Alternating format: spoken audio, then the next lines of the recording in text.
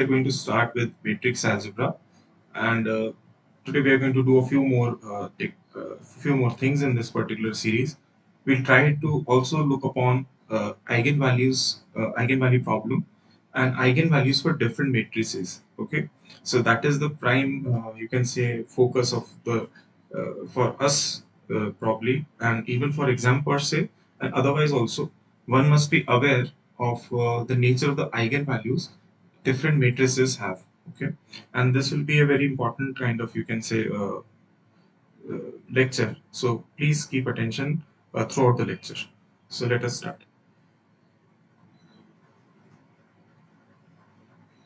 Okay, so yesterday we were actually at, as I told you, this lecture would be going slightly basic only, matrix algebra, because this happens to be an important thing in your syllabus, and I feel that it has got multiple applications as well.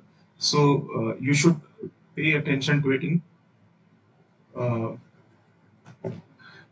pay attention to every fine details. Okay, so let us start. So yesterday we had discussed most of the things like transpose of the matrix. We have discussed matrix multiplication, matrix addition, subtraction, all these matrix algebra things, and some basic definition of matrices and everything.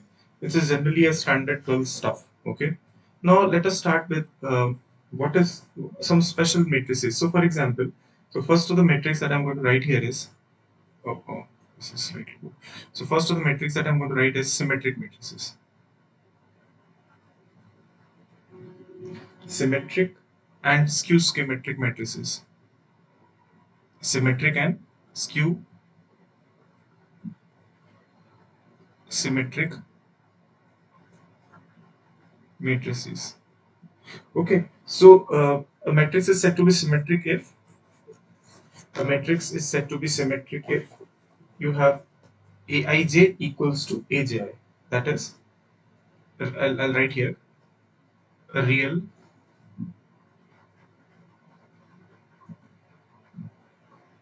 square matrix.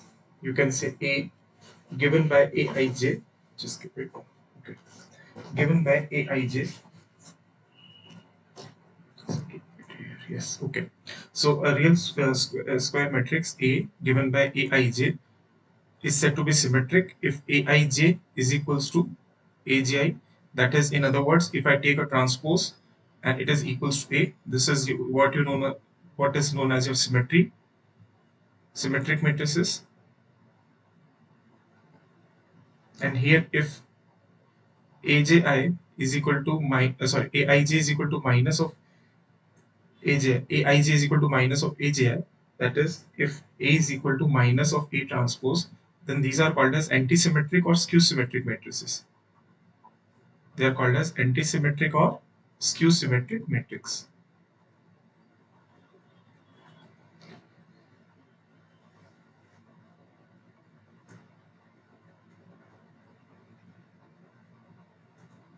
Okay, so one of the very trivial points that I'm going to write, a matrix which is both, you can say a matrix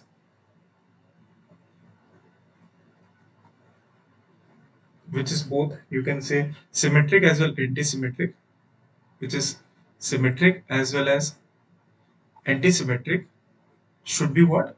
It should be a null matrix. Must be a null matrix, because there is no other way out. Must be a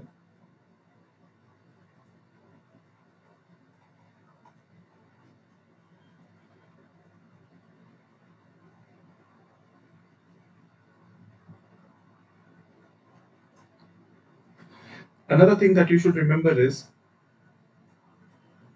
that you can write your matrix in form of symmetric matrix and skew symmetric matrix. So I will write it here. So for any matrix, for any real square matrix, I should write, for any real square matrix, the matrix A, for example, A plus A transpose is always symmetric. It is always. So for any, you can say, real square matrix A, the matrix given by A plus A transpose is always a symmetric matrix, and A minus of A transpose is always is skew symmetric. I've used the word skew symmetric matrix.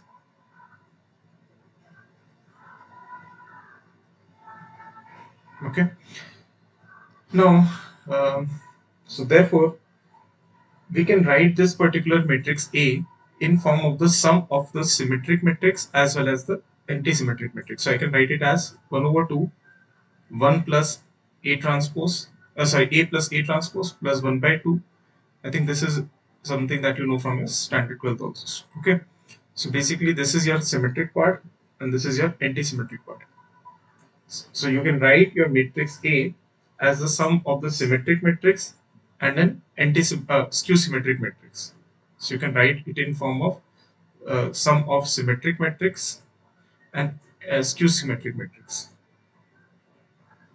I hope it is clear. Okay, so this is one thing that you should remember. Yesterday we also did idempotent matrix, nilpotent matrix. Okay, one more matrix that we forgot to do was, okay, if you need an example for symmetric matrix, so symmetric matrix, I'm just giving a general example. The example would be A, let us say H, H, G, here I will write B, and H, G I should write here. Then see, H, G if I'm writing, then transpose, so H, G should also come here. And if I'm writing B, F here, so here it should come F, C.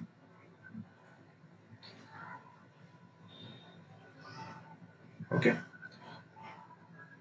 So this is an example of the symmetric matrix. This is an example of the symmetric matrix. You can verify on your own self that if I want to take the transpose of it, you can clearly see that we are going to get the same thing. So if you're going to take the transpose, that is if you're going to interchange the rows and columns, then you can clearly see that A transpose would be equals to what? It will be equals to A H G H B F and G F C. So clearly I can see that A is equal to A transpose. What does it imply? It implies that it implies that it implies that this particular matrix is a symmetric matrix. Now let us do a question for exam, and then I'll let you know another matrix that I was referring to. That is, I think I forgot to write. That is called as involuntary matrix. That also I do. But first, let us do one question. Okay, first let us do some questions, and then we'll get to know what I was trying to say. Okay, so just now try to do. Now, this is a simple question from so basic questions I'll take from JAM exam, and then I'll raise the standard. So the product of product of matrix PQ, the product PQ of any two real and symmetric matrices P and Q, P and Q is option number one, symmetric for all P and Q. Option number B, it is never symmetric. Option number C, you have this thing called as symmetric if PQ is equal to QP. Symmetric if PQ is equal to QP. And option number D is anti-symmetric for all PQ. Just try to do this question and then we'll move further. Anti-symmetric for all P and Q.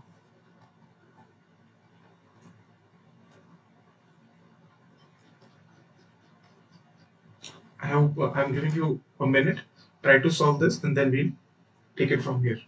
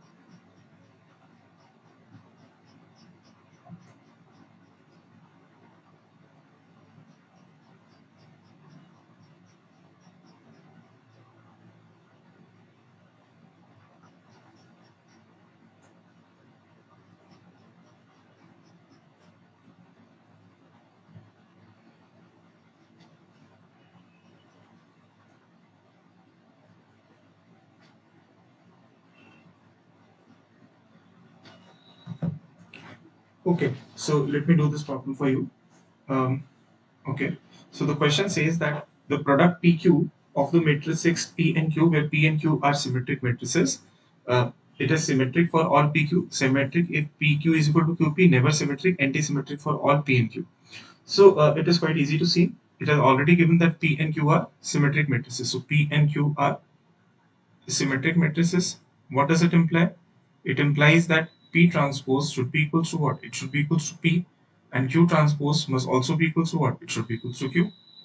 Now, if I'm saying that my PQ has to be symmetric, so for example, this option, this option, this option says symmetric. So if PQ is symmetric, that implies PQ transpose should be equals to PQ. So if I'm saying that PQ is symmetric, so if I'm saying that my PQ is symmetric, that what does it imply? It implies that PQ transpose should be equals to PQ. And yesterday only I told you that PQ transpose should be equals to Q transpose and P transpose equals to PQ. And if P and Q are both symmetric matrices, it implies QP is equal to, because this Q transpose would mean Q and P transpose would mean P. So it implies that P and if P and Q are symmetric, then PQ would be a symmetric matrix only if PQ is equal to QP. So PQ would be a symmetric matrix only if PQ is equal to QP. I hope it is clear. Now try to do one more question, and it is an easy question again. Try to do one more question.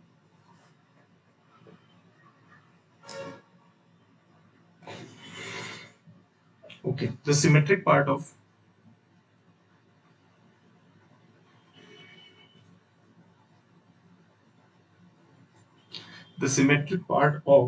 matrix P given by AB, and sorry, this is in product, it is given A minus 2 B is.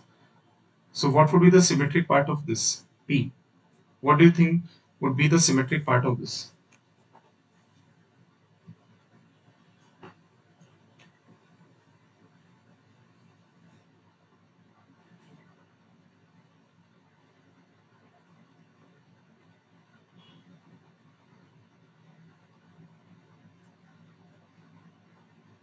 Okay, so I told you that any matrix, again I'm referring to the thing that I told you, that any matrix A can be written as linear combination of symmetric part and anti-symmetric part. Any matrix A can be written as linear combination of symmetric part and anti-symmetric part. Okay, so if that is the case, then I forgot to show it. Okay, just give me a minute. Okay, just give me a minute. I forgot to share.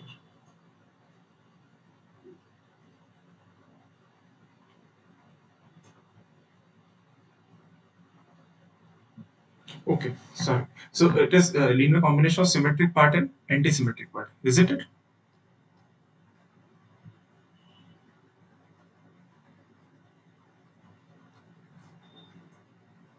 Okay, so any matrix A can be written as 1 over 2 A plus A transpose plus 1 upon 2 A minus A transpose.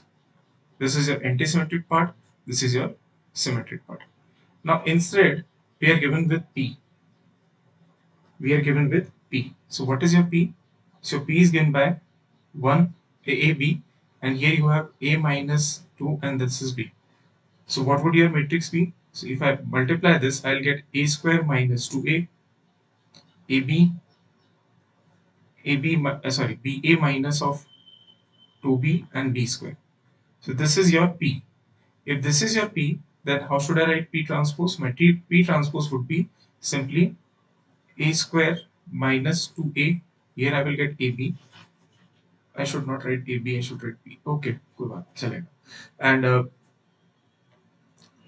then another one would be BA minus 2B divided. Sorry, this is B square.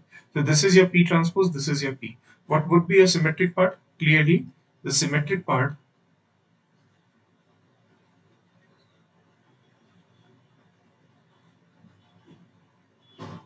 would be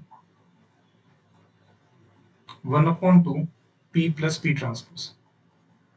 1 upon 2 P plus P transpose. And I should write instead 1 upon 2, and then this a square minus 2a and a square minus 2a, this would be added, so I'll get 2 times a square minus 2a. This ba minus 2b and ba I would be adding, so I'll write 2 times ba minus b. This ab and ab again would add, so I'll get 2 times AB minus B, and then I will get 2 times B square. So eventually the symmetric part can be written as A, so I'll multiply half inside, so A into A minus 2, BA minus B, AB minus B, and here I'll get B square. So this would be your symmetric part to the matrix given. This would be your symmetric part of the matrix P given to you. Okay, so I hope it is clear. Please let me know if there is any issue with the question.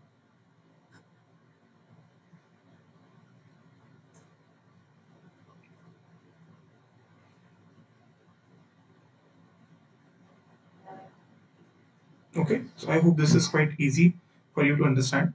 Now there are some matrices which are known as involuntary matrices. So I just forgot to tell you yesterday, so I'm telling you today. So some matrices are called as involuntary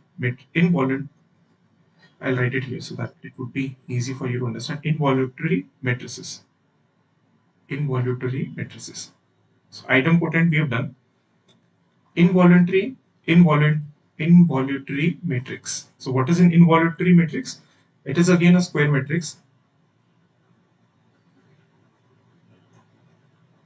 So a square matrix A is called as involuntary, is called involuntary, provided it satisfies what? It satisfies this condition. That is, A square must be equals to I, where I should be identity. So I is identity matrix. So I is your identity matrix. Okay, so these matrices are called as involuntary.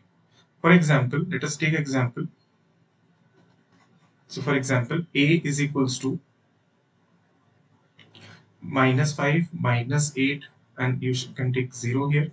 Here you can take 0, here you can take 5, and then 3, and then 1, 2, and minus 1. So this is how your matrix is. You just confirm that what would be your A square. So A square would be simply minus 5, minus 8, 0, 3, 5, 0, 1, 2, minus 1 multiplied by itself. It is minus 5, minus 8, 0, 3, 5, 0, 1, 2, minus 1. What it would be? I think I leave it for you to confirm. So I think you would be able to confirm this 25, 25 minus 24 plus 1. So it will be 25. So sorry, this is 0. Okay. So it will be equals what? It will be equals to 25 minus 24 plus 0. Then you can have this. So it will be 40. Again minus 40 plus 0. Then you will have, this will be simply 0 plus 0 plus 0, just showing you, okay, just showing you the multiplication also. If somebody is not well versed with multiplying things, then also I'm showing it. So it will be minus 15 plus 0. It would be equals to, I think, minus 24 plus 25 plus 0. Then you will have, I think, 0 plus 0 plus 0. Then you will have, I think, minus 5 plus 6 minus 1. Then I think you should have minus 8 plus 10 minus 2, and then I think 0 plus 0 plus 1. So I hope this is quite clear that this would be equals what? Okay, so this would be 1, 0, 0, 0, 1, 0, 0, 0, 1. Clearly, this is an identity matrix. So clearly, you can confirm that this particular matrix A is involuntary. And these are names so that in exam you should not forget. Idempotent means A square should be equals to the A itself. That is, if I'm doing a square of a matrix, it happens to be the matrix itself. Here if I do a square of matrix, then the matrix reduces to identity matrix. This is called as involutory matrix. I hope it is clear.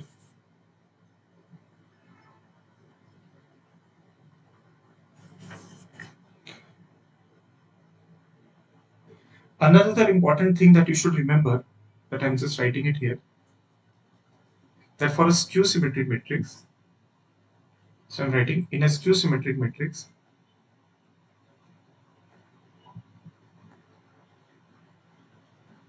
in a skew symmetric matrix, all its diagonal elements are always zero, isn't it? It should be the case. All its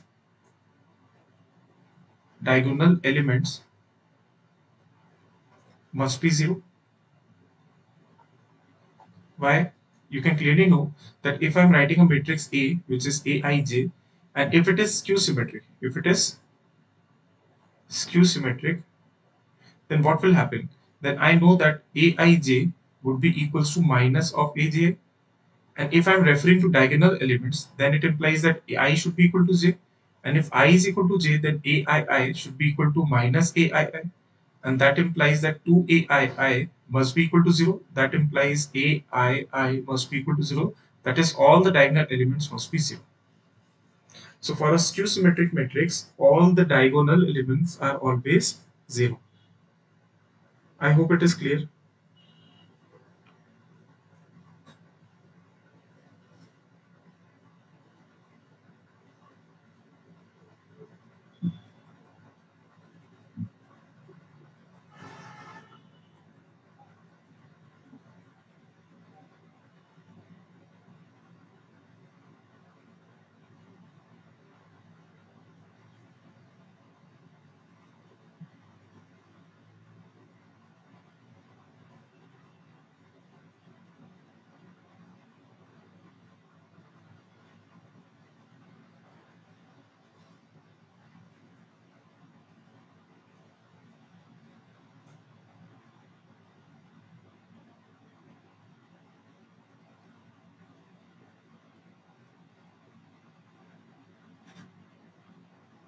Is that clear? I hope you have a little bit idea of determinant, although I'm going to teach you later on. But if you have a little bit idea of determinant, can I give you one question more on determinant? I know later also I'm going to just write a definition only, but just try to think about this question. Just think about this question I'm writing. The de- just tell me whether it is true or false. The determinant of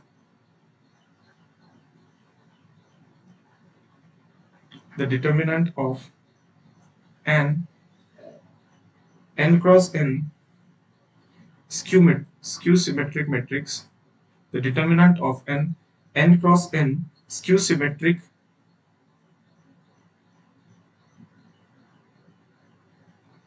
matrix is 0 if n is odd. I hope you have some idea of is it true or false. Do you have some idea of determinant? I mean, some idea, like 12th standard idea. I hope you must have. However, I'm going to teach you determinant in both matrix algebra, then we're going to see it in or greater more detail in linear algebra as well. But I think you have certain idea of determinant. What do you think answer should be? So I'm giving you a minute, think about it, and then tell me. Is it true that the determinant of an n cross n skew-symmetric matrix is 0 if n is odd, or whether it should be even, or it does not depend upon n? That is, it can be both even as well as odd. What do you think about it?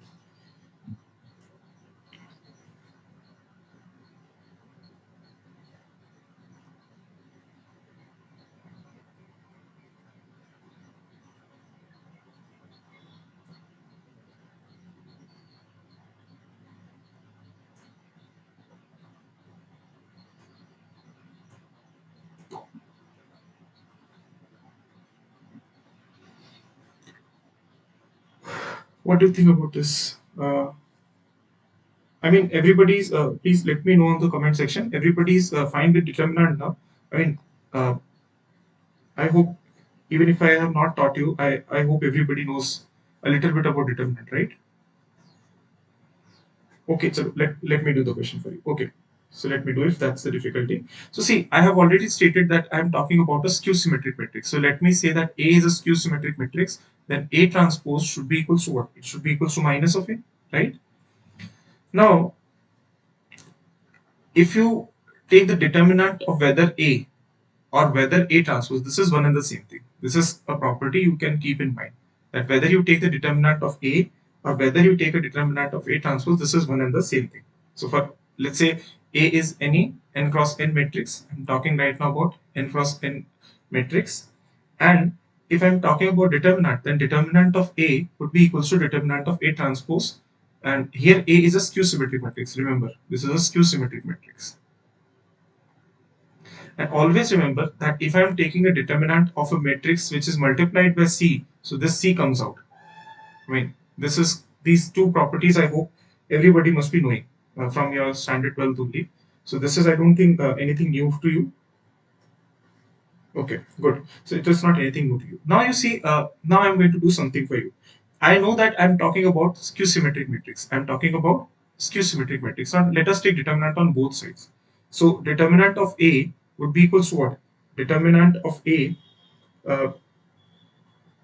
would, and I know that determinant of A is equals to what? Is equals to determinant of A transpose. But I know that since my matrix is skew symmetric, then A transpose should be equal to minus of A. So I can write that determinant of A should be equals to minus of determinant of A.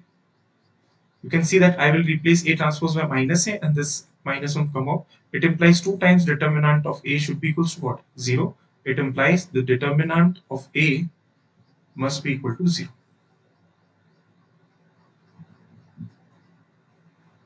Determinant of A must be equal to what? 0. But this would only happen, this would only happen if n is odd. This would only happen if n is odd.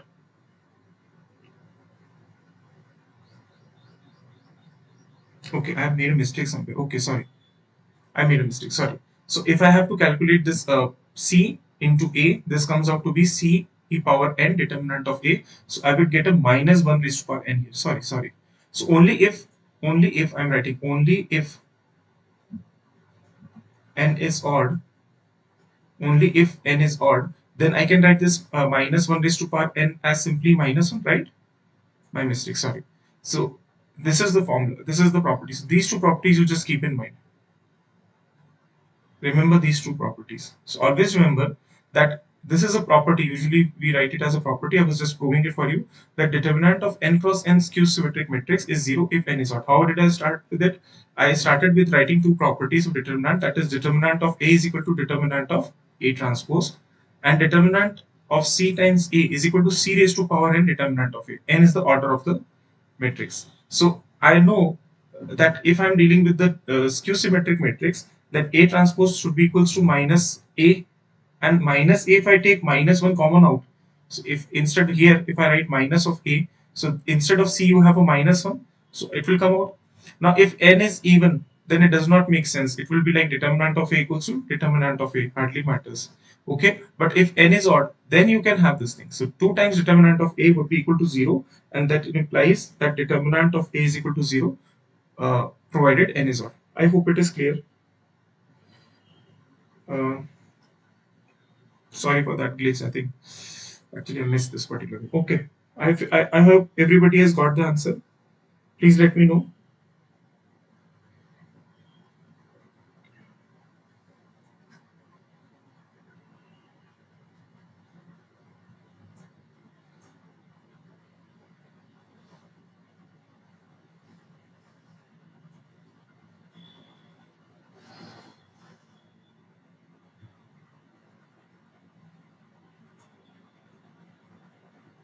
I hope everybody has got. Please let me know so that I'll move further then.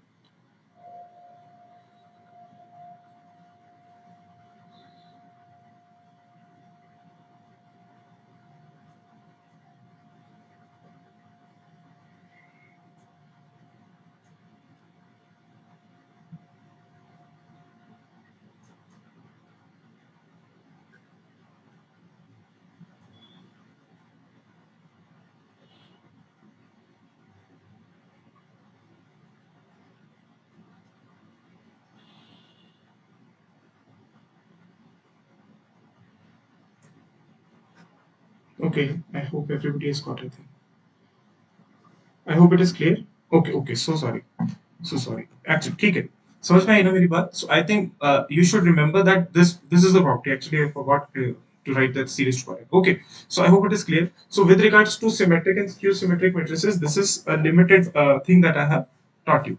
Now let us move to something called as orthogonal matrices. Now let us move to something called as orthogonal matrices. Now this is very important again uh, for your syllabus as well. So let me write orthogonal matrices.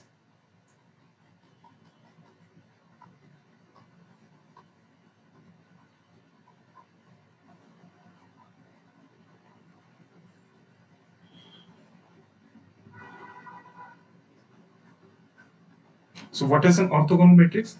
A square matrix A is said to be orthogonal. So I'm writing a square matrix A is said to be orthogonal.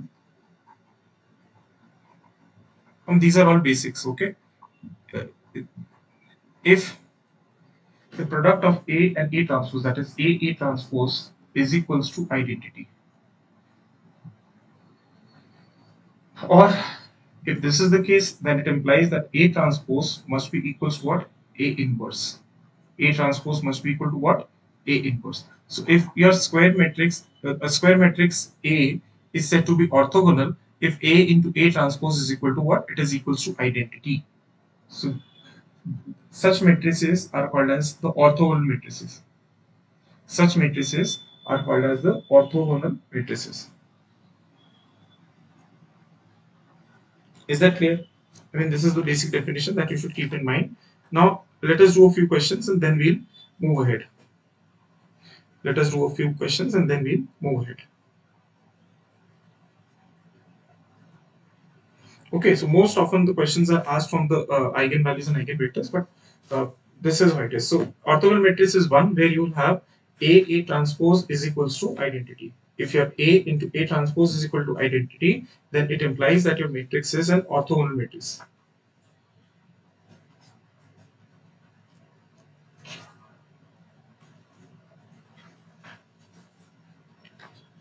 Okay, now let us move to another matrices which are called as Hermitian matrices. These are very important for you. These are very important for you. So you should remember these also, because after all, the operators in quantum mechanics happen to be uh, you can say Hermitian matrices only. Okay, so it is very important for you. So Hermitian matrices. So a complex matrix.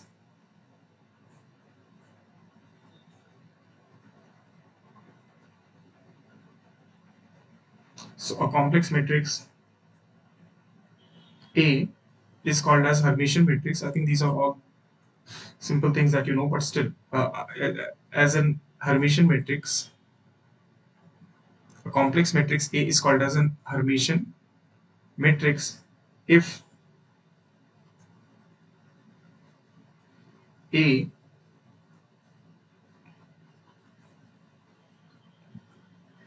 okay. So or we can say that okay, let me write it in a better fashion in which you actually remember it. So basically, if you have seen the dagger, have you seen the dagger operation?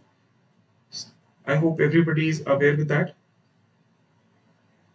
So if I can use dagger, that would be fine, I guess. So if A dagger is equals to A, then it is said to be Hermitian. And what is dagger? I'll write it here. So dagger is taking. So dagger is equivalent to taking what? It is equivalent to taking the transpose, conjugate transpose. Okay, so I'll write it here. Conjugate transpose. Okay, so for example, we are doing this, and it is called a complex matrix A is said to be anti-Hermitian or skew Hermitian if A dagger is equals to minus of A. Again, dagger is here taking conjugate transpose. Is that clear or not clear? I think these are all simple things. So I think everybody is aware of dagger now. I think everybody is aware of dagger. I don't think this is an issue anywhere. Okay, so a dagger means what? It means taking conjugate and then transposing it. So basically, if you take a matrix and if you transpose and conjugate it, then it would be simply a matrix itself. And if it's matrix itself, then you can say that this is a Hermitian matrix, and if it is minus of A, then it is called as the skew Hermitian matrix. I hope this is clear. Now, some examples for your orthogonal matrix, and then some example for your Hermitian matrix. So I told you that orthogonal matrix is one where you can have where you have A transpose is equal to identity. So one of the important, so for example, if you know that if I rotate my uh, axes, if I rotate my axes, if I rotate my axes, and if I want to write my new coordinate xy dash in the new coordinate system s dash, then it is given by this. If you remember, minus sine theta, and then you have this cos theta here. This particular matrix is called as the rotation matrix. This particular matrix is called as your rotation matrix. So let us say I had my x and y written in s coordinate frame, and in s dash coordinate frame I had two ordered pairs, that is x dash y dash. If I want to represent my x dash y dash in terms of x and y, then this is given by this particular transformation. This particular thing is called as a rotation matrix, and this rotation matrix is an orthogonal matrix. This rotation matrix is an orthogonal matrix. So rotation matrix is an orthogonal matrix. So rotation matrix is an orthogonal matrix. So I can clearly see that if I write, let's say R is equal to cos theta, sine theta, and here I'm writing minus sine theta, and here I'm writing cos of theta. And if I'm doing R transpose, then what I'll get? I'll get cos theta, sine theta, minus sine theta, and cos theta. And if you do this, take R into R transpose, then what you will get? You'll simply get cos square theta plus sine square theta. I'm just writing R into R transpose. So what you'll get? You'll get cos square theta plus sine square theta minus sine theta cos theta plus cos theta sine theta. Then I think you'll get minus sine theta cos theta plus cos theta sine theta. I think all these things are quite easy. And then you have this sine square theta plus cos square theta. So you'll get this as equal to 1, 1, 0, 1. So this is an identity matrix. So I hope it is clear. So this kind of matrices are called as orthogonal matrices, where if I am doing A transpose and I'm getting what? I'm getting simply identity. Or even you can take A transpose A, that also one of the same thing. So A transpose A, whether you take or you take A transpose, both of them represents identity. Such matrices are called as your orthogonal matrices. Okay, now what about Hermitian matrices? So Hermitian matrices are quite important. I'm writing here.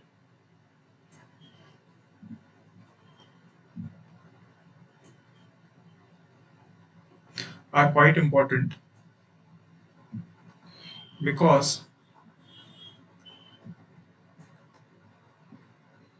if you remember, one of the postulate, probably everybody has done BSc at least. So observables in classical mechanics are represented as operators. In fact, they are linear operators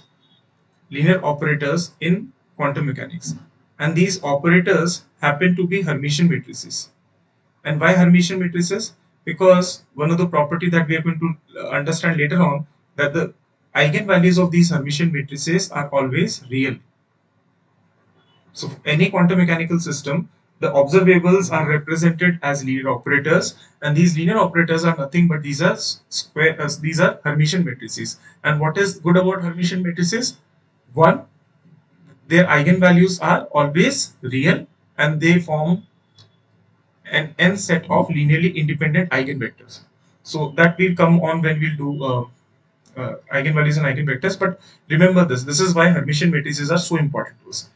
And one of the most important Hermitian matrices that you'll find in spins, in the discussion of spin, are called as the Pauli matrices. Pauli matrices.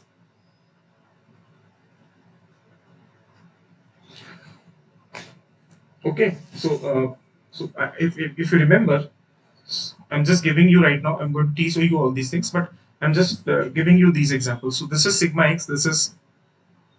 These are the set of Pauli matrices. I mean, this is something that we are going to study when we are doing quantum mechanics. But right now, even if you don't remember them, or even if you don't understand them, just remember them as instances of Hermitian matrices. Clearly you can see that if I take a transpose and conjugate transpose, it will be sigma x. If I take a conjugate transpose, that is a sigma y dagger, it will come as sigma y. And if I take a conjugate transpose, that is sigma z dagger, it will come as sigma z. So clearly all of them are examples of Hermitian matrices.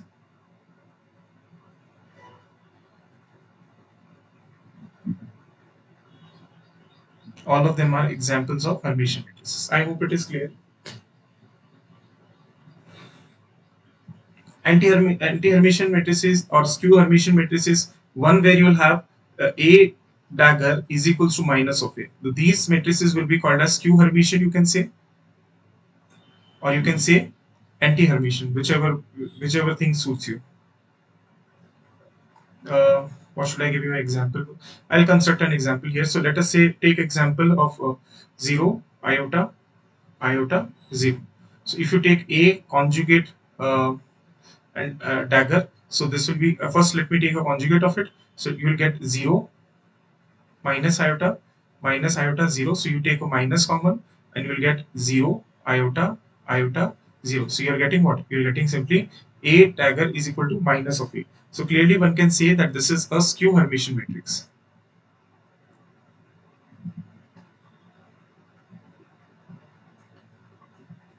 This is a skew Hermitian matrix. I hope it is clear. These are all very basic stuff. I thought that these is.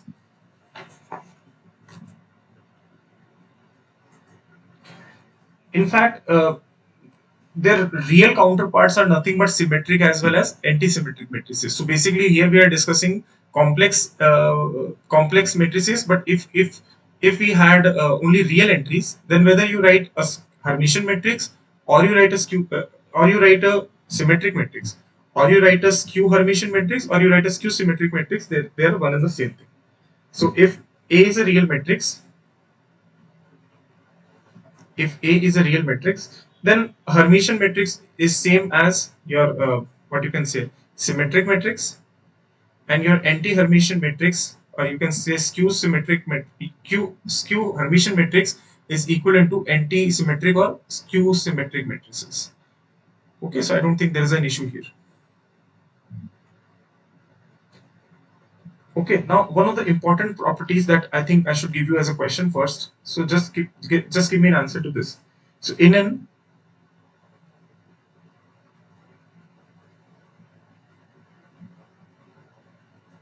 Hermitian matrix, all the diagonal elements are real, true or false? Just give me an idea of this, that in an Hermitian matrix, uh, all the diagonal values are real or not. Just give me an answer, true or false. I'm giving you a minute. I would expect that everybody would write T for true in the comment section and F for false in the comment section, so that I'll be able to get your answer.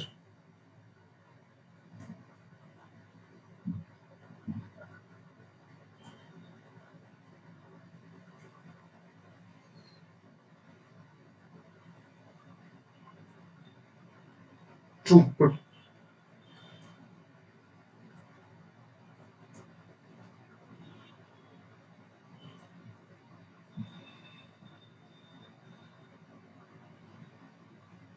So how would I do? So let us say this is my Hermitian matrix, and these are my diagonal elements. Okay, so these are my diagonal elements. For diagonal elements, I know that my I can write I equals to j. And let me write that Aij is nothing but it is equals to uh, what should I say? Aii for the diagonal elements, I should write that aii would be xi comma yi, where xi comma yi, what do I mean? Xi comma yi means xi plus iota yi. So this, let us say this represent your uh, diagonal elements. Now, if it is a Hermitian matrix, if it is a Hermitian matrix, then I know that whether it is, so aii must be equals to aii conjugate, and that it implies that x plus iota yi should be equals to x, you can say x minus of iota yi. So this gets cancelled. It implies that yi must be 0, and if yi are 0, that it implies that all the diagonal elements must be real. Is that clear? I hope it is clear now. All the diagonal elements must be real only. Okay. Now, on the similar lines, if I am talking about skew symmetric matrix, a skew Hermitian matrix, in a skew Hermitian matrix, on the contrary, in a skew Hermitian matrix, on the contrary, all the diagonal elements are all the diagonal sorry elements are either zero or purely imaginary. Either zero or purely imaginary. Either they would be zero or purely imaginary. I hope it is clear. Okay, so these two properties you should remember either as a property, even if you don't have this idea. So similar, I told you that whether you write if for a real matrix, Hermitian matrix is equivalent to writing as a symmetric matrix, and anti-Hermitian matrix is nothing but it is a anti-symmetric matrix. Similarly, for a complex matrix also the same thing happens. So I can write for a complex matrix A,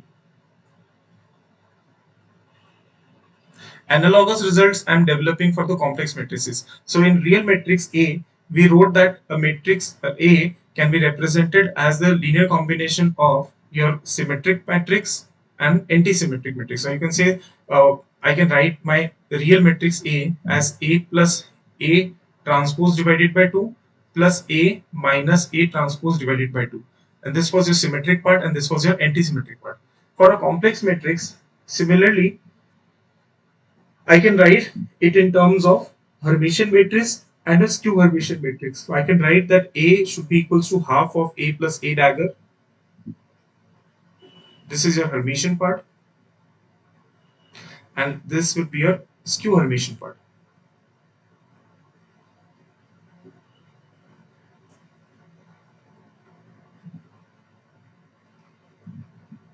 Okay, so this is your skew Hermitian. I hope this is clear.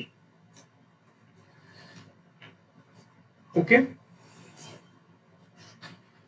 So now a few things to understand, and this is something from determinants. Okay, so let us do determinants first, and then once we do determinants, then we'll again continue back to our cases of special matrices. So let us do a few more special matrices first, so that at least this gets done, and then we'll move to determinant. Okay, so once we know determinant, then we'll be able to do eigenvalues, and that are more important than anything, because if you're doing eigenvalues, then it makes sense, because this particular chapter, most of the questions will be asked from eigenvectors and eigenvalues only. So only then it will be some sort of help to us. Okay. Now one more matrix that was left. It is all called as unitary matrices. These are called as the unitary matrices. So let me write unitary matrices.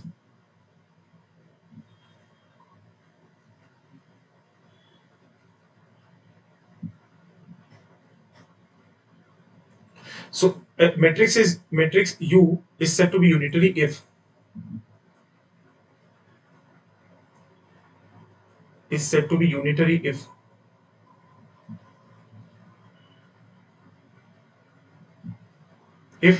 U dagger is equals to identity, or U dagger U is equals to identity. So instead, when we had orthogonal matrix, we were talking about orthogonal matrix. We had AA transpose is equal to identity. Here, instead of transpose, we are doing dagger. So UU dagger is equal to identity. U dagger U is equal to identity, or UU dagger is equal to identity.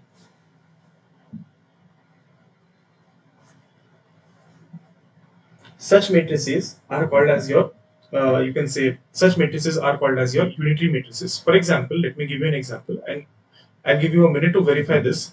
So I'm giving you an example of cos theta e to power of iota alpha, and then you have the sine theta e to power of iota alpha here as well, and then you will have this minus of sine theta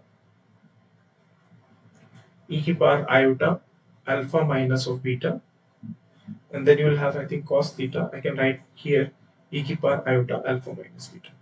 Just try to do this. Just try to verify so that your hands get into working.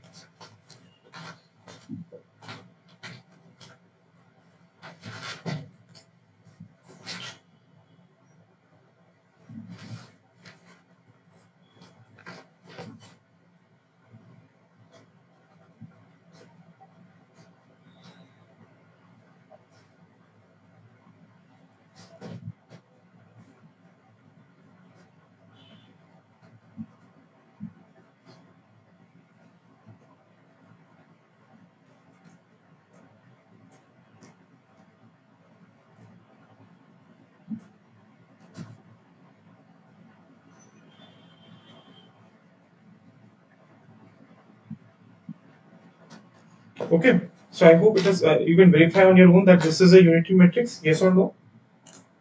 I don't think this is an issue for you. You just have to do one thing. You just have to see the dagger. You just take a dagger of this particular matrix, try to multiply, pre-multiply it with u, and you are going to get what is your what you are going to get the identity. You are going to get the identity. That is why I'm leaving it to you. Um,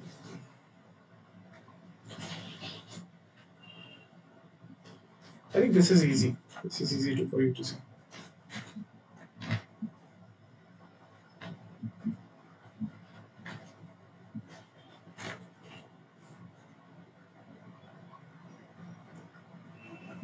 Okay, let me do it for you. Okay, then it's not. If you're not getting, then I'll do it for you. Okay, so answer. Just do a dagger of it. Fatafat se. So just do a dagger. So what you'll get? Cos theta will remain as it plays. Now this will get conjugate. So this will be e to power minus iota alpha. So this will be sine theta. This will be e to power minus iota alpha. This will be minus of sine theta. And this will be what? E to power minus of, or I should write iota beta minus alpha. And here again cos theta. And here you will have e to power of iota beta minus alpha. Now let me take u dagger u. So u dagger u would be equals to what? It will be equivalent to writing cos theta e to power minus iota alpha sine theta e to power minus iota alpha. Here you will have minus of sine theta e to power iota beta minus alpha, and here you will have cos theta e to power iota beta minus alpha, and then I can write u.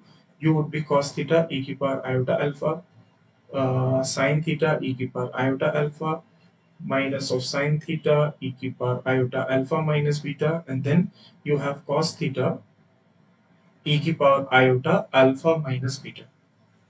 I hope it is clear. Now you just take a multiplication from here. So if I take a multiplication, this will give me, I think, cos square theta plus sine square theta at the very first place.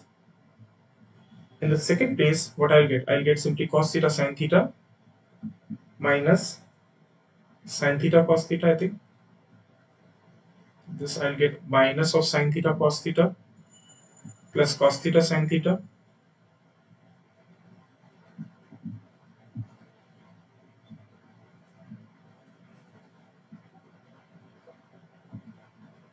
Where did I get this minus from?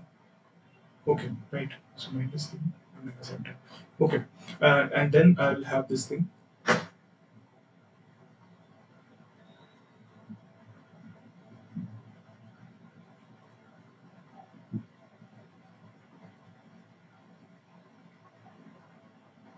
Oh, I forgot to take a transpose also. No, sorry, my mistake.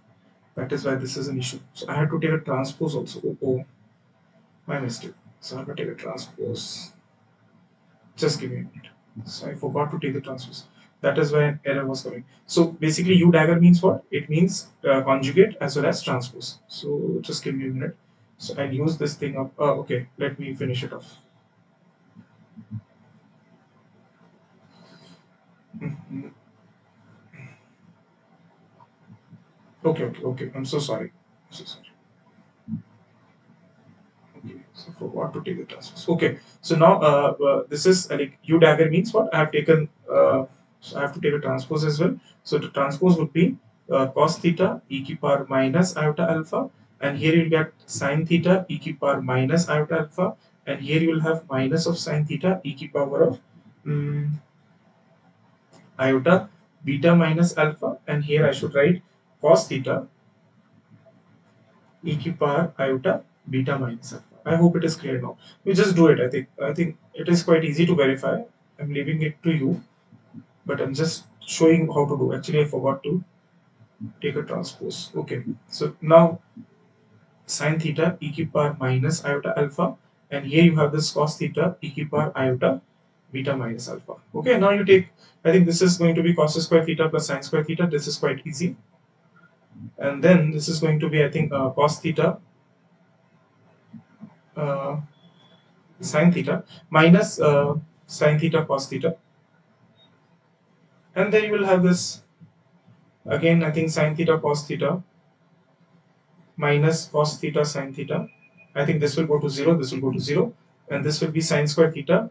Sorry for the mistake. Okay, so I'll get 1 0 0 1. So this is your identity. So this particular matrix U is said to be unitary matrix. Please remember, lately we are going to study some good thing about unitary matrices also. Okay, so I hope all these things you are going to check on your own self. So I think these are very easy things to see. And as I go ahead, I'll show you some examples also, and I'll show you some interesting property regarding the eigenvalues of these matrices. Okay, now let us begin with the important part, which is called as a determinant. Because once you know determinant, then most of the things you are going to get on your own self. Okay, then most of the things you are going to get on your own self. Okay, so let us begin with the determinant. A little bit of determinant and its property. So what is determinant? So I'm writing determinant is associated term with a square matrix. So it is a let us take let us consider a square matrix. Let us consider a square matrix of order n and the determinant is usually denoted by determinant deta or a. If I take this way, this is how we explain our determinant. This is how we denote our determinant. Okay, determinant may have a real value, it may have a real value, and it may also have a complex value. Depends upon the entries. So if all the entries are real, then obviously it has to be real.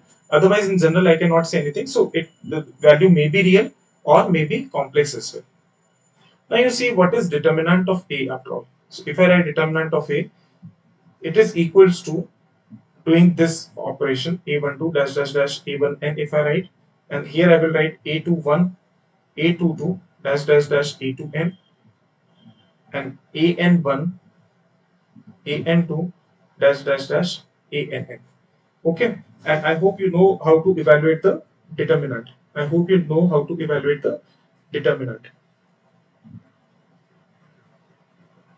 Okay, so I hope you know how to how to find the value of the determinant. That is, I think, you know from your standard 12. So that I'm not going to elaborate much on. See, one of the important thing is here I'm writing if all the elements of row or column are 0, then obviously the determinant would be 0. Then the determinant would be 0.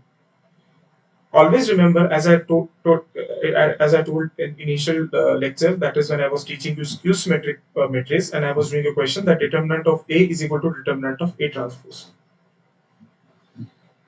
In fact, if you have two rows proportional to each other, then determinant would be 0. That what should I write? If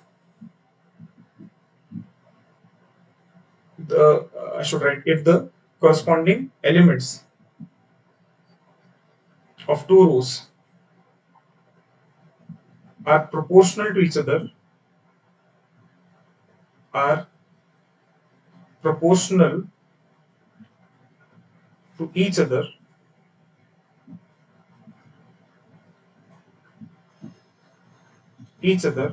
then determinant is again 0.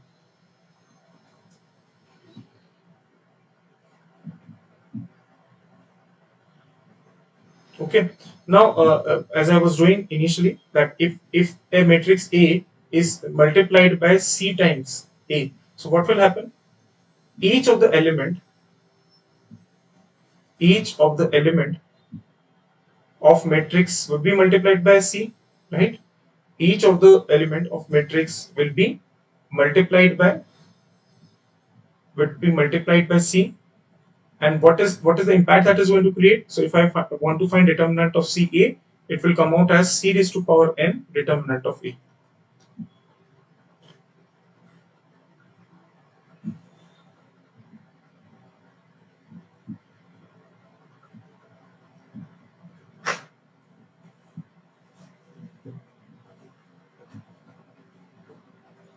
Okay. And from your standard 12th class, you also know that uh, if I do any elementary row or column trans, if I do any elementary row or column uh, row or column, elementary row or column, you can say operations, yeah, transformations, then your determinant is unchanged. I think these are all properties that you remember. Determinant remains unchanged.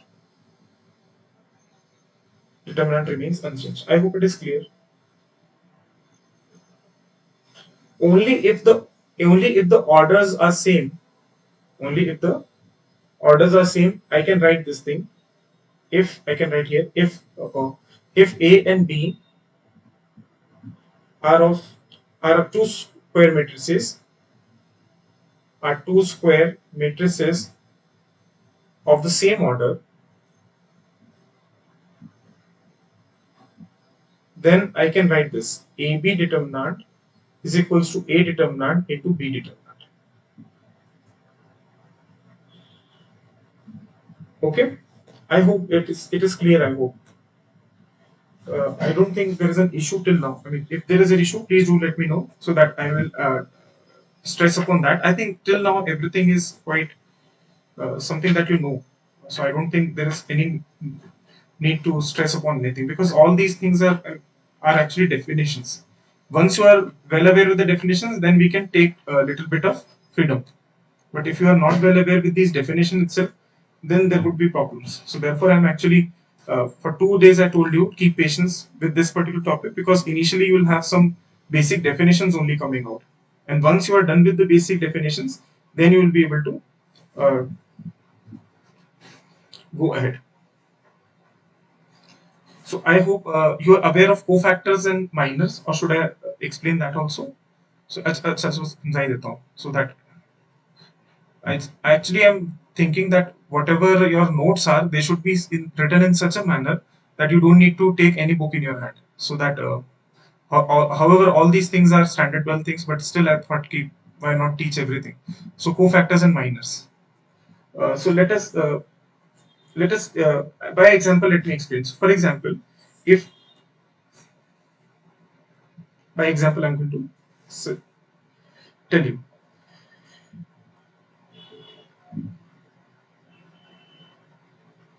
Okay, so let us say I have to find what is a cofactor and what is a minor. So I'm just what we have to do. So let me explain. So let me explain in this fashion. So let me take a 3 cross 3 matrix better. So it would be easy to explain so that we are able to understand all these things in by using an example. So let me take A11, A12, let us take A13, and this is A21, this is A22, and let us say this is A23, and this is A31, A32, A33. So if if I have to find the if I have to find what if I have to find the minor, then what I have to do? So if I have to find the minor through this particular element A11, so I have to delete the row and column to which it belongs, and I have to take this determinant. This is called as the minor. And if I have to obtain corresponding cofactor, then I have to multiply it with some value that is either 1 or that is minus 1. That is what I'm going to write it here. So I hope, uh, let me try to redefine it. So how should I write it? So if we, I'm just writing like, I'm not writing the exact definition, but I'm just writing the way you can identify it. So if you want to find the, if you want to find the minor through aij, if I want to find the minor through aij, then delete the row and column passing through it. Delete the row and I don't row and column passing through it.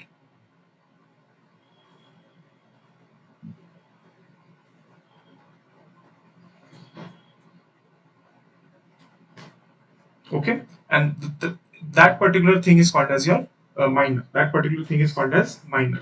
And cofactor would be simply cofactor aij would be simply, let me write it as mij, and cofactor aij is nothing but it is equals to minus 1 raised to power I plus j mij. Okay, so this is something called as your cofactor. I hope everybody knows this. uh, if there is someone who does not know it, however, in exam nobody is going to ask you all these things, but still I just don't want. So for example, let me explain you using this example only. So if I want to write the matrix, so if I want to write the if I want to write the determinant of it, so the determinant of it would be what? It would be equals to a11 into this. What is this? This is your first, that is the mine, this is the first minor that you have. So I should write m11, then minus of a12, m12, and plus of a13 into m of what you can write 13. Or this is in terms of minor I'm writing, and if I use this sign, then I can write this particular matrix, this particular matrix in this particular determinant can also be written as a11 c11, which is cofactor. So I'll write it here Cij. So c11 plus a12 c12 plus a13 and c13. I hope it is clear. Uh, Whoever is attending, I think Anshul and Monica are continuously on chat. So please let me know it is, I think, clear now.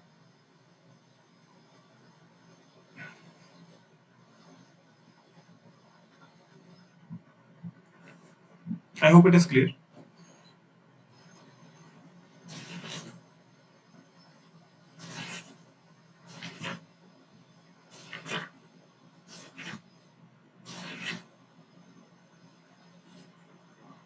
Okay, okay. So I think these are all very basic terms. So I just wanted to refresh your memory from your standard. Okay.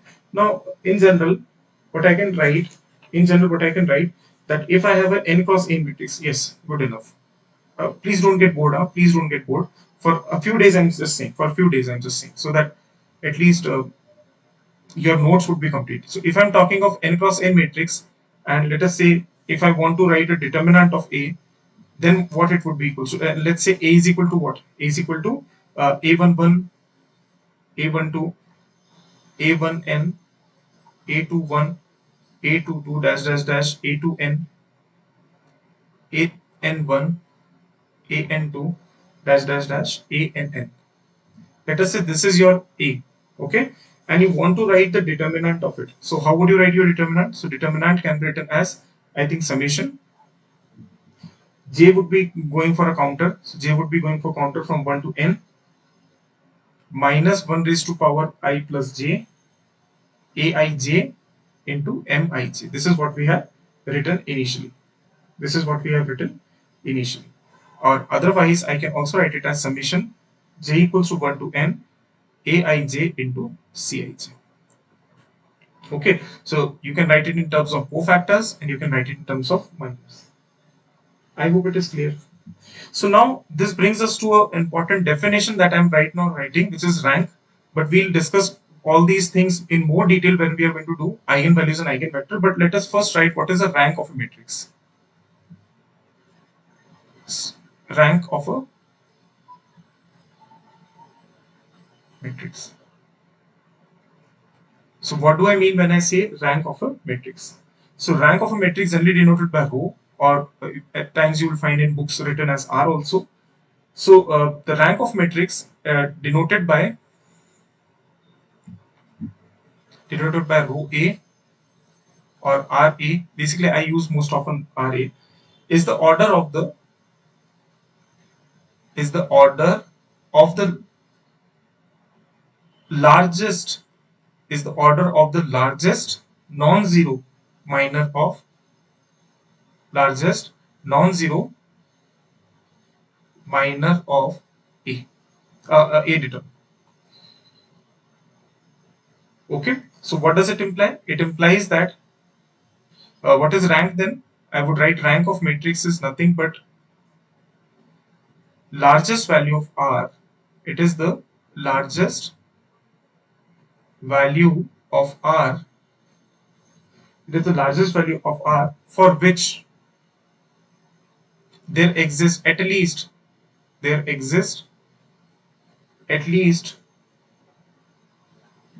one R cross R submatrix. R cross R submatrix of A whose determinant is non-zero. I'll help you out with this example also. However, nobody is going to ask you this rank, but certainly in the theory of eigenvalues, this will be quite fruitful. And we'll also do rank nullity theorem lately. So, whose determinant is not zero.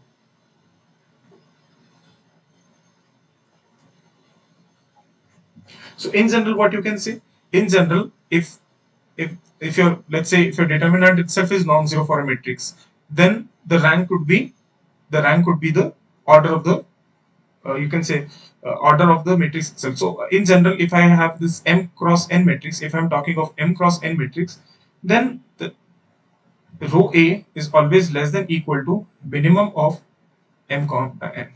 Let us say I'm discussing a matrix of m cross n, then row A is always less than equals to minimum of m comma n. This, just remember it as a property, so that right now I'm not explaining all these things. In particular, for square matrices where we're interested, so if at all it happens that your determinant itself is non-zero, then the rank will be equals to the rank would be equals to the order of the matrix. But if it so happens that determinant is zero, then you have to go for the further submatrices and make those find the determinant of those submatrices, and then we'll have to see what is the rank. Are you getting my point or not getting my point?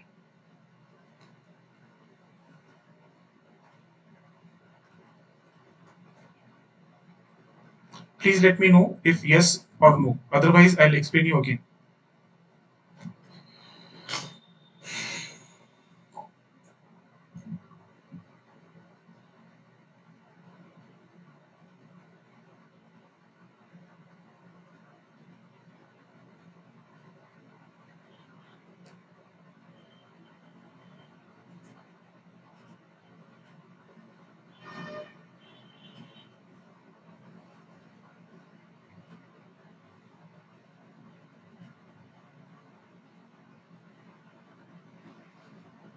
Uh, are you getting my point or should I repeat it? Okay, so sorry. Okay, so what I wanted to convey was, see, whenever you have the question, there are other ways also, like by elementary transformation also I can explain you rank, that also I'll do. But in general, remember, let us say I have a matrix A whose determinant itself is non-zero. Then I can say that the rank of A is equals to what? It is equals to order of A.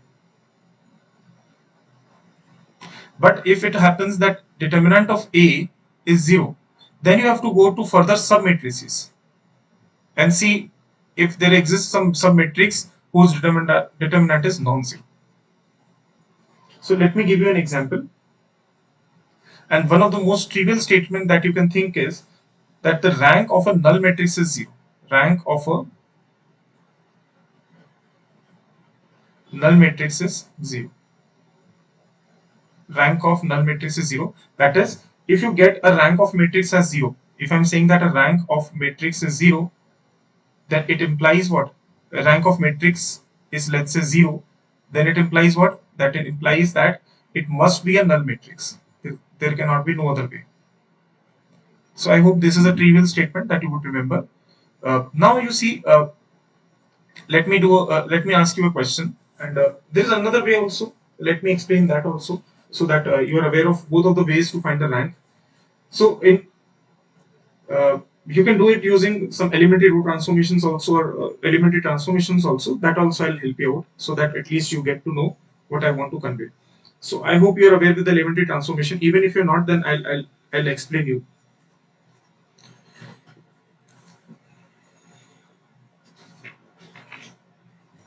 Okay. Uh, so I'll write it here, so that, see, one way of one way of writing the rank is the way I've told you, and another way I'll again tell you. Don't worry. So one way I've told you already. The other way also I'll tell you. See, just try to find me the rank of this matrix. Find the rank of this matrix. Rank of the matrix. Just try to find the rank of matrix 3, -1, 2, -3, 1 and 2, -6, 2 and 4. Try to find the rank of this matrix. Try to find the rank of this matrix. You can do using elementary row transformation if you know, but I'll help you out there. But try to do with the knowledge that I've given you right now. Find me the rank of the matrix 3, 1, 3, -1, 2, -3, 1, 2, and -6, 2, and 4.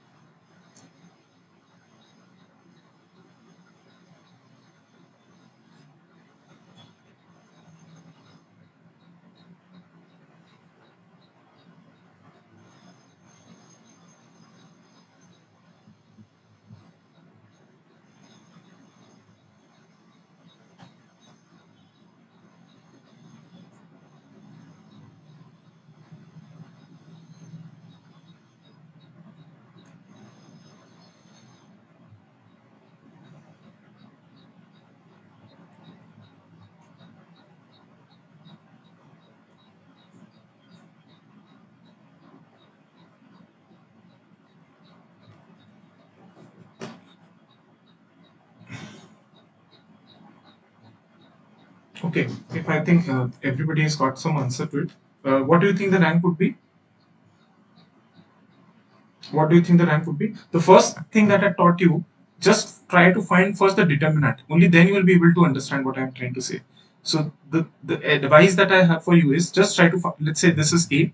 Just try to find the determinant of A at first. Just try to find determinant.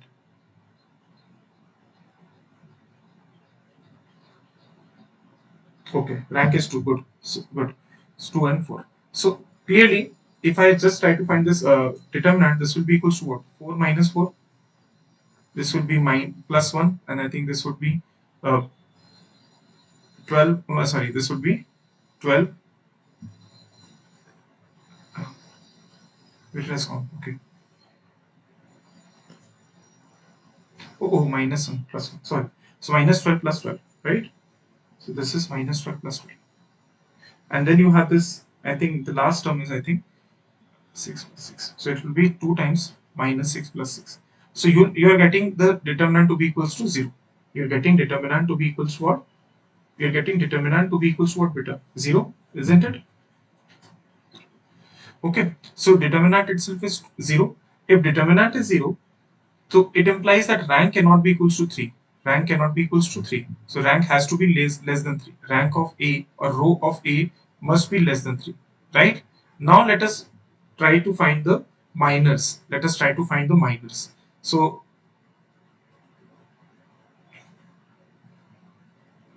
how many minors? Just try to find one minus. So let us say this minus 1, 2, 2 and 4. What will the determinant of this? 4 minus 4. So this would be I think 0. So it is not yielding you. Let us take another minor. Let us take this minor. Uh, let us take another sum matrix. So let us take this minor. Minus 3, I think 2, I think minus 6 and 4. Okay. So if I take this, then what will happen? Uh, then what will happen? So I've deleted this and this. So I'll get minus 12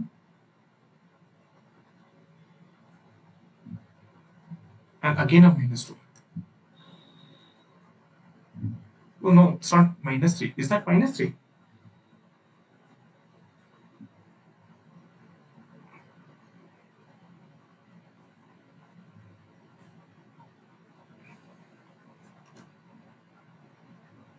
Okay. So you take another minor, I think. Then you will get, I think. So I hope there will be another minor. So I think this is fine. Minus 3. So it is not coming. So forget about it. So just think about another minor. Just take another minor. Let us take another minor. That is. mm So this is from here also you're not getting minus 6. Okay, so this is not what you're getting. Now let us take another side. I want to open through this. So if I want to write a minor through this, 4 minus 4. Okay. So rank is 2, right?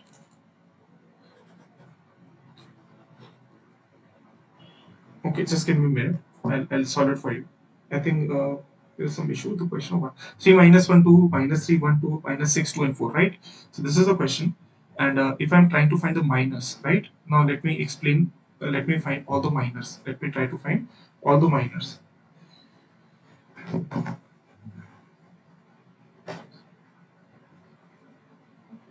Where it is? 3,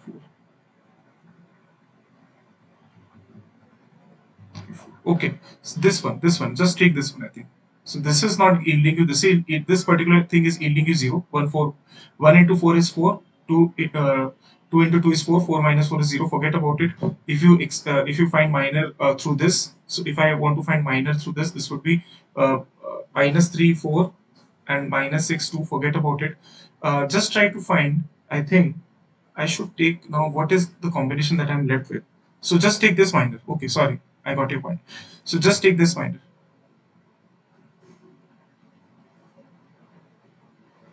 Even if one minor comes out to be non-zero, you are done. So take minor, let us say through this. So the minor 3, 2, minus 6 and 4.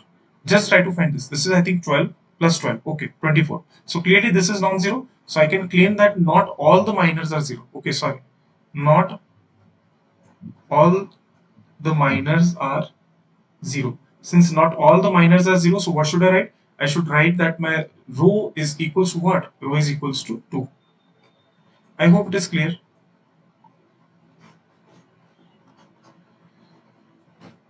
Uh, Another way is to write through what you call as an equivalent form of a matrix. I think everybody has got it. Has Is there an issue with this? Okay. So there was one actually most of the minors that I was getting 0. So I got actually confused. I thought okay, why it is 1? Why it is coming out as 2? But I forgot one of the minors. Okay. So I hope it is clear now. ये चीज समझ में आ गई. Now let us move ahead. Okay, let us move ahead. So one of the other ways to find. Acha, you take one more question, so that it would give you good practice then.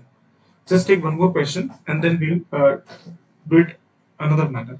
Just try to find this answer. Find all values of mu.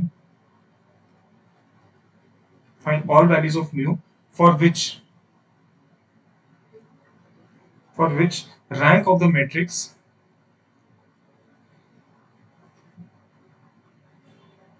for which the rank of the matrix A given by mu minus of 1 0 0 0 mu minus 1 0 0 0 mu minus 1 and minus 6 11 minus 6 and 1.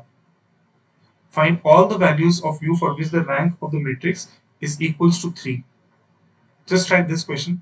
I think then always whenever you have to find this uh, rank now, first try to find the determinant. Only then proceed. So in general, I would try to solve it so that you. So the first thing that you should do is try to find the determinant. In general, I know that rank of A would be less than equal to 4. Less than equal to 4 because the matrix is 4 cross 4.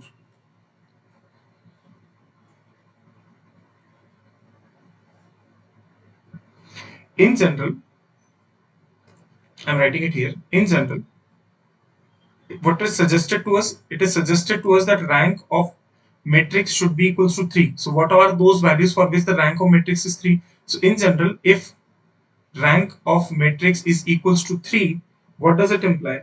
It implies that determinant must have been 0, because only if determinant must have been 0, only then you can have this rank equals to 3. Yes or no? Yes or no?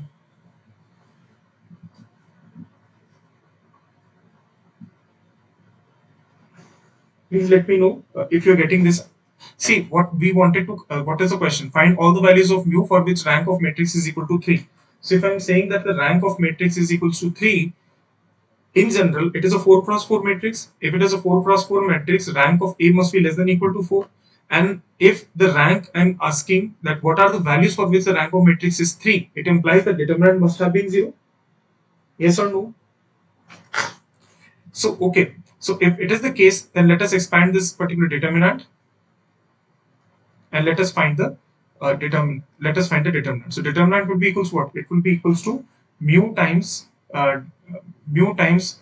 It would be good to expand through here because here two zeros are here. So it would be equals to mu minus 1 0 0 mu minus 1. I think this is 11 minus of 6 and 1. Then you will have minus minus plus. Then I can write I can write 0, I can write minus 1, I can write 0, I can write 0, I can write mu, I will write minus 1, then I will have a minus 6 and 1. Please try to find this particular thing. So if determinant A is equal to 0, that implies this should be equal to 0. And if this is 0, try to find this, what mu values are you getting? This is something that I am leaving it to you. Try to find this. Try to find this.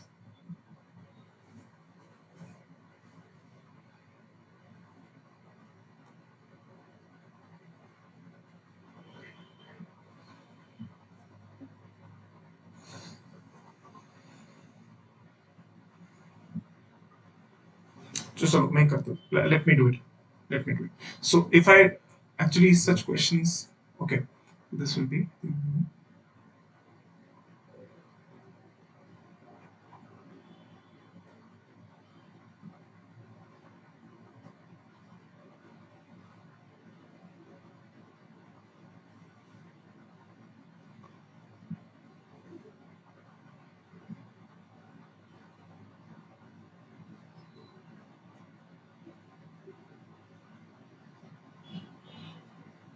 I think this will be equals to minus.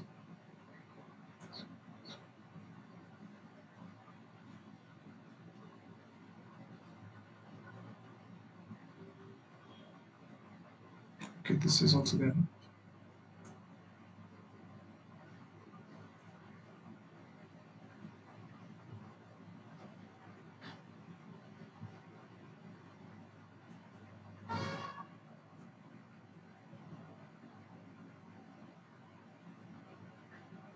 Oh, this is minus 1. Minus 1.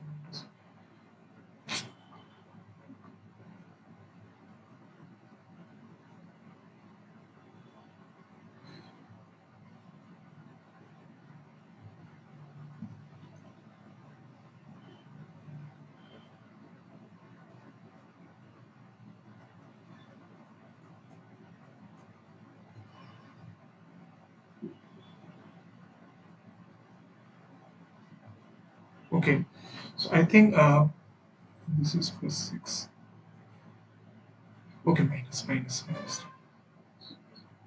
So you are getting, I think, mu into mu square minus of 6 mu. Uh, then I think this is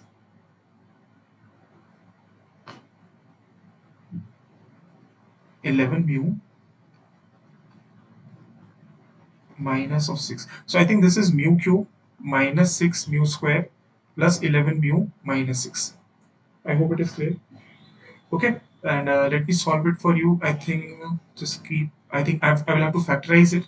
So let me factorize it. So if I place mu is equal to 1, so 1 minus 6 is minus 5 plus 6 or minus 6. Okay, so this will, you will get mu minus 1, and then I will write mu cube minus mu square plus 11 mu minus 6. So this will be mu square here. Mu cube will come out here, cancel.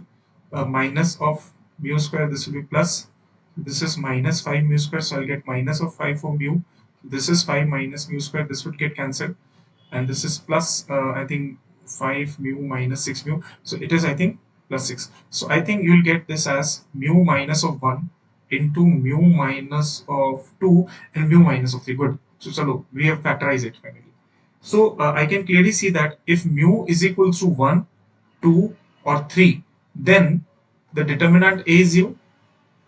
And if determinant A is 0, then there is a possibility, that rank A would be less than 4. Only then it can be possible.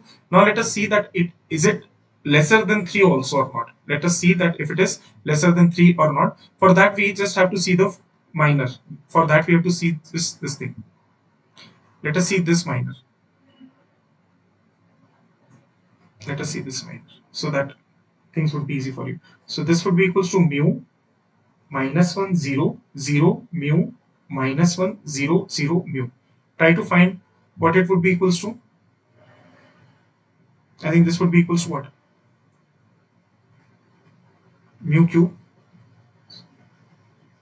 Okay, so this will be equals to mu cube. Certainly it is non-zero for mu is equal to 1, 2 or 3. Clearly it is the case. So what we have got, see, what was the premise? Now let me explain you the question. So question was, it was given find all the values of mu for which the rank of matrix is 3.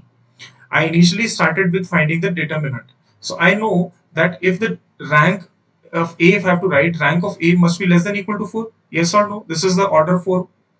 Now you should understand, if I'm saying that the rank of matrix is 3, then it must be the case that determinant must be 0. And if determinant is 0, then mu should be equals to 1, 2 or 3. This is from the algebra that we've got, that mu should be 1, 2 or 3. If mu is 1, 2 or 3, then determinant of A is 0. If determinant of A is 0, then rank of A can be less than 4. But it can be equal to 2 also. But what we have found this particular submatrix, and the determinant of this particular submatrix of order 3 is non-zero. So clearly I can write that there exists one minor, there exists some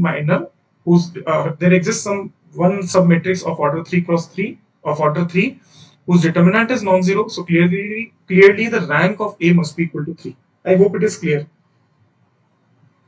So for what values the rank would be equals to 3? For mu is equal to 1, 2 and 3. I think this is a good question. I hope I have conveyed the idea.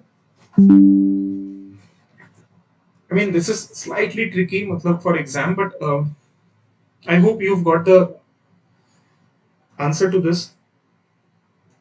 Please let me know yes or no, and then I'll proceed with another question.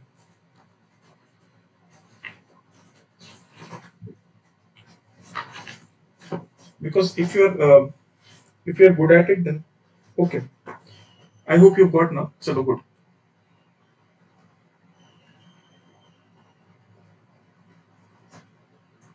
Uh, why fix ourselves with square matrices? Let me give you some more example. Because see, rank, this thing will be helpful for you in your eigenvalues also. So that is why I have to tell you all these things. So is Monica there? Not there.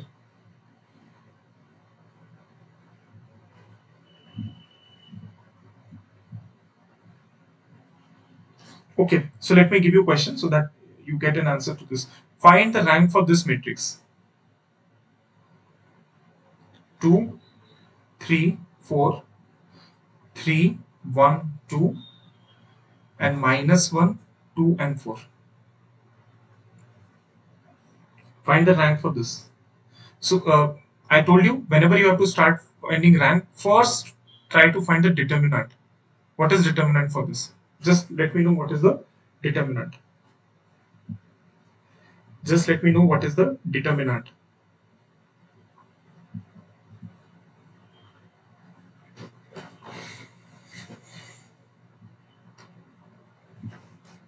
So I think it is easy to find that determinant will be equals to 2 times 4 minus 4. This will be 0 minus of 3, and then this will be uh,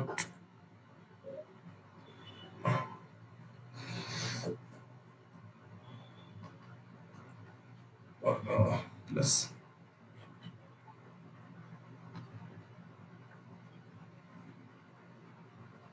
Okay, so this will be equals to what? 14 into 3 plus, this is 2. This is 2. Sorry. This is 2. My mistake. So this you'll get, I think. Okay, sorry. I think this is this is 2 here. Okay, so this is 2 here. So now try to find the rank. So first try to find the determinant. So determinant will be equals to what? Determinant will be equals to 2. 2 minus of 4 minus 3. This is 6 plus 2, and then plus 4 plus 1. So this is minus of 4, and then this minus 6 minus 12, and then plus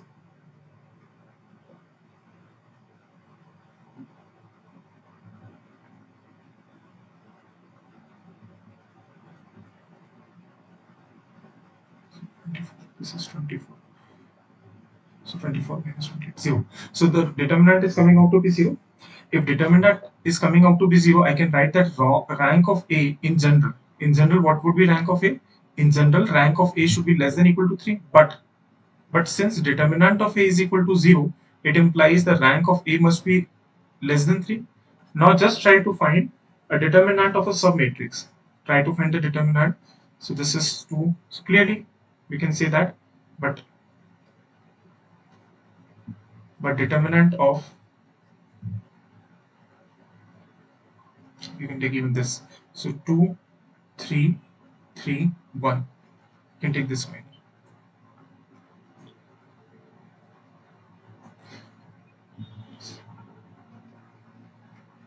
It is minus of 7, which is certainly non-zero. It implies what? It implies the rank of matrix A is equals to 2.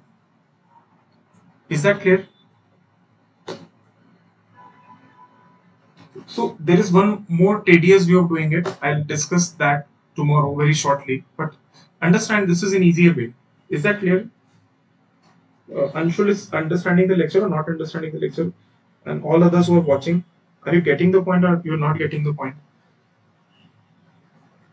Uh, I don't know if everybody is getting the point. See, these are all very basic things. I mean, that is why I feel that people tend to lose their interest. But please don't lose your interest, because somehow we have to do it.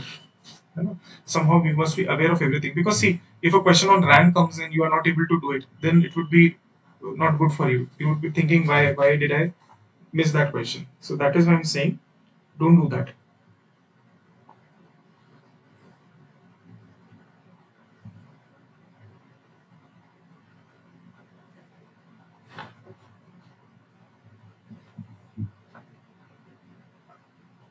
Okay, so I'm giving you as a homework 2 questions that to do today, and try to give me an answer for both of them, and we'll start it from here only. So try to find the rank of the matrix. Try to find the rank of the matrix A given by 3, 1, 2, 5, and then I have 1, 2, minus 1, 2, and then we'll have 4, 3, 1, and 7. I think I have written everything right, otherwise there will be a problem. This is 2, okay? This is minus 1. and try to find another rank of matrix B. I will give you now again a rectangular matrix because it has been 3 and this is 1, 1, minus 1, 2 and 1.